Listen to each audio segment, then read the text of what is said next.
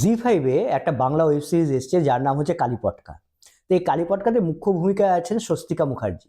তা আমি কালীপটকা ওয়েব সিরিজটা দেখলাম এবং দেখবার পর আমার যেটা মনে হলো, এটা ঠিক কালীপটকা বলা চলে না, এটাকে বলা যেতে পারে খিস্তির অ্যাটম বোম।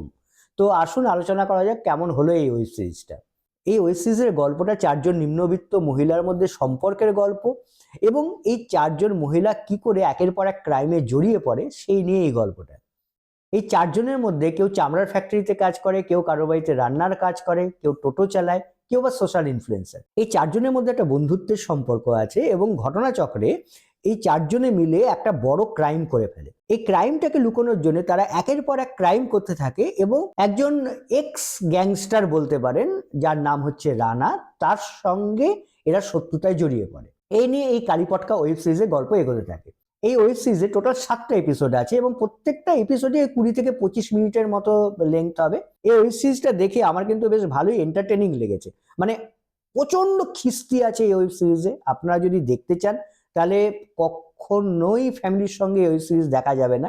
একা বা সমমনস্ক বন্ধুদের সঙ্গে যদি আপনারা দেখতে বসেন তাহলে আপনারা অবশ্যই এই ওয়েব সিরিজটা এনজয় করবেন।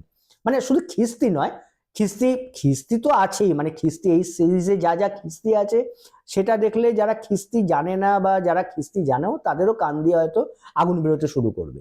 মানে এত খিস্তির যে কিসের প্রয়োজন ছিল সেটা আলাদা বা একটা ডিবেটের বিষয় হয়ে যেতে পারে।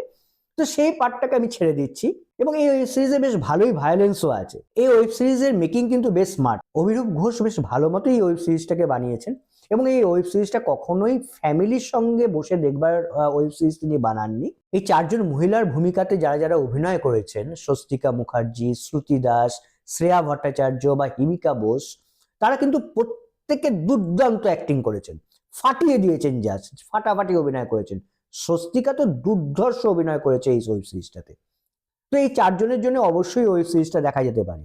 অনির্বাণ চক্রবর্তী অ্যাজ রানা মানে গ্যাংস্টারের ভূমিকাতে কিন্তু দুর্দান্ত অভিনয় করেছেন। এই ওয়েব সিরিজটা যদি আপনারা একা দেখতে চান, বন্ধুদের সঙ্গে দেখতে চান, তাহলে আমি বলবো এটা আপনারা অবশ্যই দেখে পড়ুন।